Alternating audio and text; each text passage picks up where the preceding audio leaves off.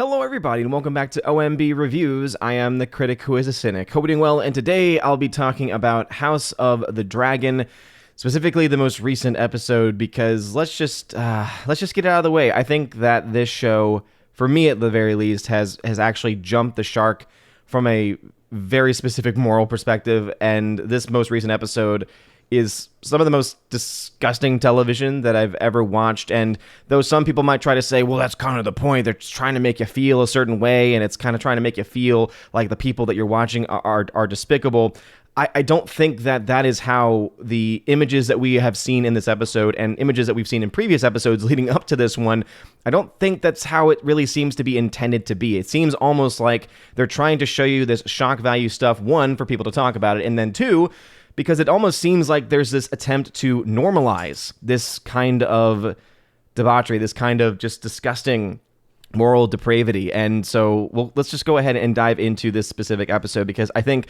House of the Dragon went a little bit too far in this episode, because, you know, there's always that old adage, right? Less is more. And this is something that we have seen a lot in films and television throughout history, right? Usually if something is about to happen, you know, to me, one of the most classic examples of this is Streetcar Named Desire, right? There's a moment where there is a character who is about to commit a very grave atrocity. And what does the camera do? The camera pans away.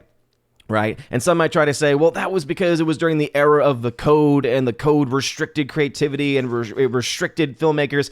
And yet we had some of the greatest films in Hollywood history coming from that era, because it did force creators to actually have to be creative, to not have to rely upon foul language, not have to rely upon nudity and sexuality and all these other things in order to get people to watch or talk about their films or talk about their shows. And I feel that, obviously, modern day Hollywood, especially with the adage of HBO Max, which has been doing this now for decades, right? HBO specifically has been doing this for decades. But now I feel like it's hit in many ways a new low. And there might be other things out there. There might be other shows. There might be other films and stuff that have done this stuff before that I might have missed. But as far as mainstream stuff that I'm aware of, this is the first one that really honestly disturbed me to a very serious degree. And so in this episode, you have a couple things happen. One, pretty much, if I had to sum up this episode, it's the 1960s sexual revolution in an episode. It's the 1960s sexual revolution attempted to try to be romanticized in certain ways, and it ends up just coming across as just very disgusting, and not disgusting in the, oh man, this is so, nasty, and man, I love this show because of just how it is portraying these different characters in this way. It's, no, like, why in the heck did you show me that, HBO? Why in the heck did you have to feel that this was something that I somehow needed or wanted to see? It was honestly just, again, a very difficult episode to get through because of that reason. And if that makes me a, quote, prude by any means, okay, maybe that says more about you than it does about me. But ultimately, one of the most disgusting things that happens in this show, and obviously spoilers ahead, is that you have in this episode, you have Rhaenyra, who is, of course, the daughter of the king. She is the heir to the throne, and so she is taken out by her brother Daemon. She is shown a secret passage that has existed in her room, is taken out onto the streets in regular clothing. They watch a play, and then, as it says there, they visit brothels, kiss, and almost have sex. And yes, they show you way too much. Way too much. Not only is the relationship between them already disturbing, because, again, it's this concept of the fact that this is his niece, right? A very close familiar relationship. And again, it seems like modern day Hollywood is not only trying to normalize certain sexual behavior, but is also almost in certain respects trying to promote it, because in many ways it's romanticized in this episode. Again, they're not trying to portray it as an evil. They're not trying to portray it as anything else, because they're like, oh, this is just a part of the family and how things have been done. And I'm sure that the creators were asked about it. They would say, well, this is how things happen, during this time frame in history that we are, that this fantasy is meant to represent. And so therefore, we're just trying to capture that. But ultimately, it just seems like it comes across as if they're just trying to slowly just peel away at any sense of morality. And this is something that's, again, happened for a long time, right? You go back to the sexual revolution, and what was that all about? It wasn't about freedom. It wasn't about, revolting in the way in which people try to say it was. Ultimately, it was about people trying to say, hey, you know what? I'm going to give in to my most basest of desires and just say, screw it. And just say, I'm going to do whatever I want. And ultimately, what does that lead to? A bunch of self-centered narcissists. And that's what this episode ultimately is portraying, right? It's portraying the sexual revolution because you have, of course, Damon bringing his niece into this brothel. You have them go, again, be very intimate with each other. Again, you seeing way too much. It was very hard, again, just for me to even get through this episode. There were times I just wanted to shut it off because of what they were actually showing. Not to mention, of course, as they're walking through the brothel, right, they're showing all of these other sexual acts that are going on around them. So it's really showing that Damon is corrupting his niece through this, through these actions. But again, the way in which it's shot is meant in almost a certain way. The way it's portrayed is almost to normalize it and say, yeah, this is just normal behavior, right? Hey, yeah, just have sex with whoever you want. It's not that big a deal. And that, to me, I think, is a disgusting message that has been sent before throughout Hollywood, but to an even worse degree in this one, because it's almost trying to normalize the relationship between Matt Smith's character of Damon and the niece. And that, to me, I think, is, again, a bit too far. Not to mention, of course, this actress, right? She is 22 years old, so she is an adult. However, the way that they have portrayed her has always been as a very young girl. Like, they've portrayed her as supposed to be teenage years. They even just in a recent episode says, coming of age. And guess what? Yes, you're right. During this time period and time frame in history, coming of age would have been much younger than what it would have been in today's world and today's society. And you could say that there are cultural differences because of that, and how can we judge them? And I say it's because, guess what? There are moral truths that exist, that have always existed, and morality is not relative, regardless of what you might say to try to justify your own behavior. But ultimately, the way in which they portray this is, again, the show has portrayed her as being a young girl, young teenager, and she is sexualized in this episode. You see a lot of skin in this episode. Not to mention, she goes back after almost, as it says, almost having sex with her uncle. Well, at least they didn't go that far. Oh, yeah, sure, that's your defense. And then she goes back and then seduces her bodyguard, essentially, Sir Kristen Cole. And they show way too much of that sequence as well. And this is something that I've always had an issue with when it comes to whether it's Game of Thrones or whether it comes to, anything that HBO tends to put out, is that they're like, hey, because we can show you this, we're going to. It's like, you know what? Less is more. And even not, right? Even if you didn't show what you show in this episode, you still don't have to have these storylines in this way, where, again, it's almost trying to normalize this type of perverted behavior. Because then also, in addition to that, you then also have a scene.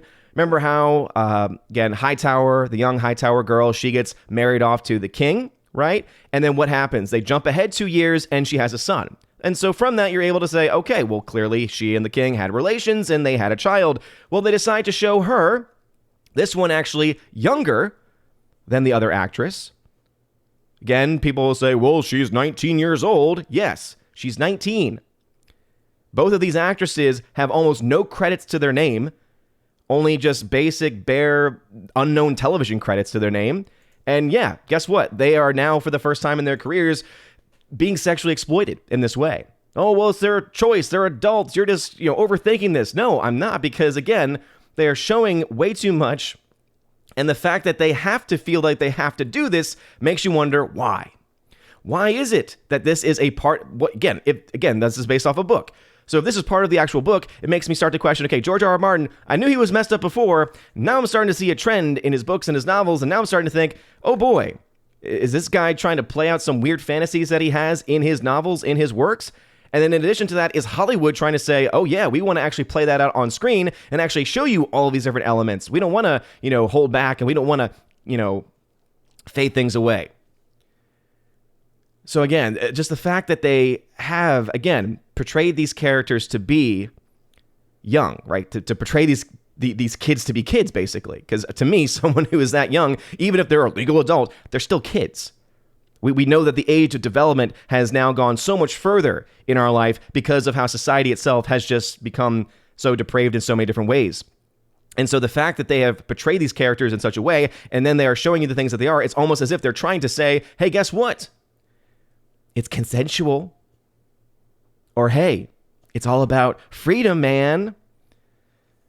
And I think that ultimately it needs to be called out, and it needs to be called disgusting. And then, not to mention, of course, the very end of the episode, you have the Grand Maester showing up to Rhaenyra with a cup of an abortifacient, as it says there, to, quote, take care of any repercussions of her actions. Not to mention, throughout the entire rest of the episode, you have the typical thing that's been in every single episode, and it's just getting so old at this point, right? Oh man, don't forget you're a woman. Hey, don't forget you're a woman. Hey, you're a woman. Don't forget, your only role in this universe is to bear children.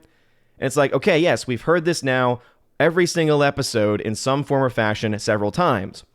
You add to that and you say, okay, you're not doing much for me story-wise, and this entire episode seems to be more focused about sexual revolution nonsense than it does about actual storytelling. So again, I think that this episode was just completely disgusting in so many different ways.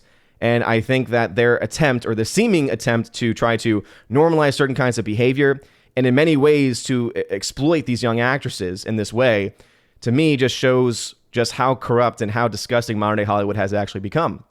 So yeah, it's hard for me to say to continue with the show, to be honest, because that's how much this episode struck me to the core. Because again, it's not about the story, it's not about the quote realism of the story by any means. It's more so the fact that it really seems to, in many ways more so than in other previous episodes, kind of show the hand of the showrunners, show the hand of these creators, show the hand of this modern Hollywood push to normalize certain types of behavior and to exploit young people for the sake of revolution and freedom. Anyway, those are my thoughts about it. And I'm sure that many people are going to disagree with that take on it. I just, again, think the episode was just not very good because that's, again, all that it focused on, right? That's essentially what the main crux of the episode was, right? There were some things behind the scenes that were going on, but you wouldn't know because the vast majority of the conversation was either, hey, don't forget you're a woman, and hey, don't forget about having sex. And then Damon's like, oh, sex isn't all that bad. Trying to, again, normalize it all about, and her being portrayed as younger, right? What does this say to our young people? What does this say to the kids who are, again, watching this show? Because you know that they are, right? You know that there's 16, 17-year-olds watching this show because HBO Max, something easy to get. What does it say to them? And for those of us who are seeing this, do we have the courage to, call this out in the face of being called a prude and labeled a prude and all the other names that they'll throw at you? I don't know. Those are my thoughts. I had to get it out there. I had to talk about it because it just, again, was downright disgusting. For anyone, especially of a basic moral framework, I would say don't watch the episode. I think that if you are someone that is sensitive to any of the things that I've mentioned previously, I think that, again, to just not even subject yourself to it would be my recommendation. I think that this can absolutely lead many people to sins of the eyes and other things like it. So I think that it's just downright disgusting. So anyway, let me know your thoughts about this episode in the comment section down below. And I'm just going to leave it at that. Smash the like button. You guys are awesome. Shout out to Joe Horn for being a member on the channel. I'll get you added into the shout outs at the very end of the video soon. Don't worry. But anyway, let me know your thoughts. Have a wonderful rest of your day, everybody. Say a prayer for the creators of the show and for anyone who watches the show as well, because this show is meant to not just show the corruption of the characters, but I think it's also meant to corrupt the people watching it. That's just my own thought. Anyway, have a wonderful rest of your day, everybody, and as always, God bless.